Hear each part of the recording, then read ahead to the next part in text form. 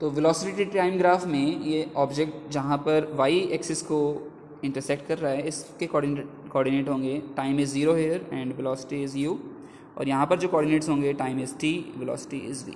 तो आपको दोनों कोऑर्डिनेट्स पता हैं, आपको सिंपली स्लोप फाइंड आउट करना है। तो we all know velocity time graph का जो स्लोप है वो आपको एक्सेलरेशन देता है। So acceleration is the slope of the graph. तो स्लोप आप निकालेंगे, आपको मिलेगा v minus u upon t minus 0 is equal to a। इस इक्वेशन को आप सिंप्लीफाई करेंगे, you will get v is equal to u plus a t, and this is also called velocity time equation. Y? क्योंकि इसमें initial velocity constant है, acceleration is constant, तो ये जो रिलेशन है वो वेलोसिटी और टाइम के बीच में है, इसीलिए हम इसको वेलोसिटी टाइम इक्वेशन भी बोलते हैं। करेक्ट। अब हम बात करते हैं वेलोसिटी टाइम इक्वेशन के बाद आपकी सेकंड इक्वेशन की। सेकंड इक्वेशन जो है आपका relation, it is between displacement and time. तो सेकंड इक्वेशन को हम बोलते हैं डिस्प्लेसमेंट टाइम रिलेशन, और पोजीशन टाइम रिलेशन भी आप बोल सकते हो। तो डिस्प्लेसमेंट टाइम रिलेशन के लिए हम क्या करेंगे, basically we will find out the area under the line. तो एरिया अंडर द लाइन, हमें कौन सा एरिया फाइंड आउट करना है, बेसिकली ये वाला एरिया फाइंड आउट करना है।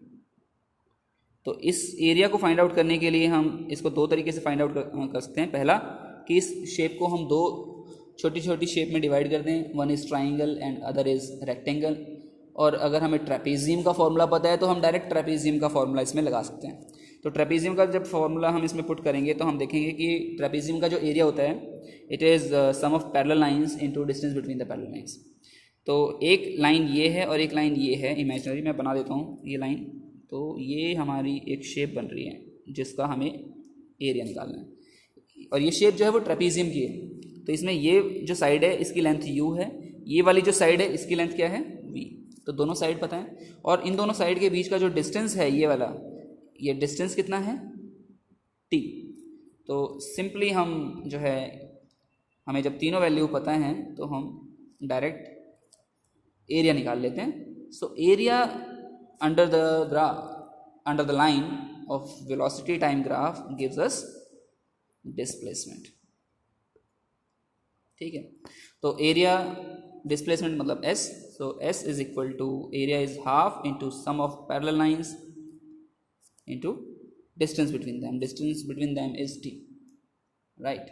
नाउ आपके पास फर्स्ट इक्वेशन ऑफ मोशन है ही। फर्स्ट इक्वेशन ऑफ मोशन क्या थी, वेलोसिटी टाइम इक्वेशन, जहाँ पर आपको v is equal to u plus a T मिला था। हमें तो रिलेशन डिस्प्लेसमेंट और टाइम के बीच में चाहिए, वेलोसिटी नहीं चाहिए हमें यहाँ पर। तो वेलोसिटी हमें हटाना पड़ेगा, तो वेलोसिटी हम हटा देते हैं, v की जगह हम u प्लस ए टी लिख देंगे और इसको हम सिंप्लीफाई कर देंगे।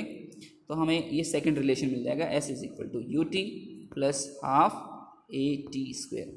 ठीक है, बीच में मैंने एक दो स्टेप स्किप किए हैं, वो आप लोगों के लिए एक्सरसाइज है, आप लोग खुद ट्राई कीजिएगा कि ये आता है या नहीं आता। तो इसमें भी देखिए डिस्प्लेसमेंट वेरिएबल है, जैसे जैसे टाइम चेंज होगा उसकी डिस्प्लेसमेंट चेंज होगी।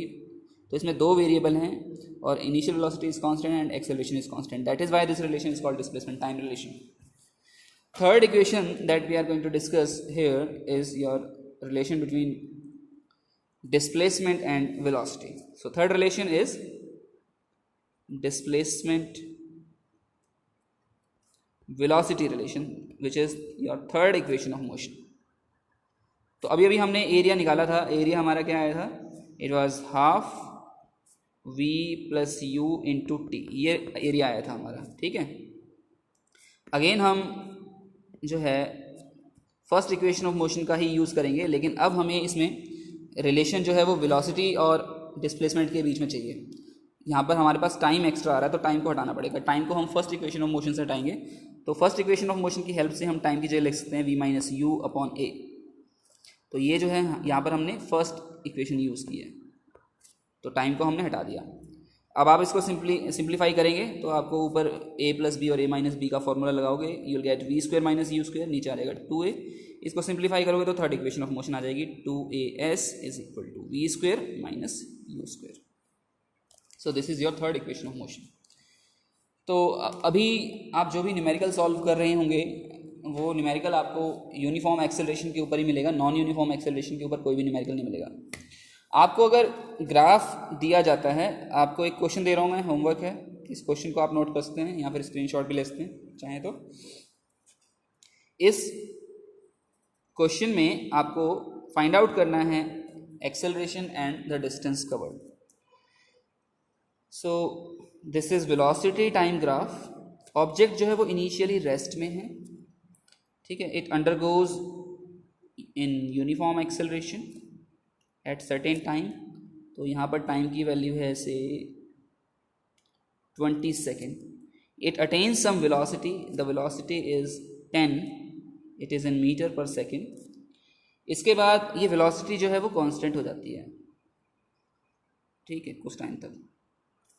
और इसके बाद फिर जो ऑब्जेक्ट है it undergoes retardation,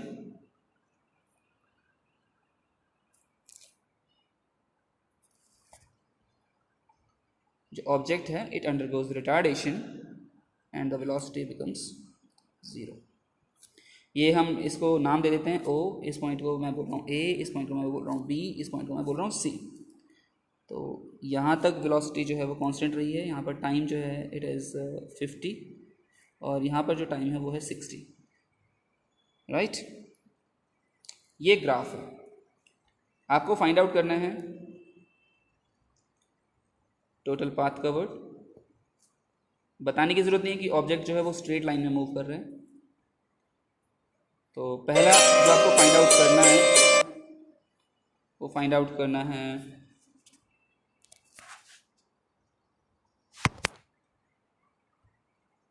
total path covered.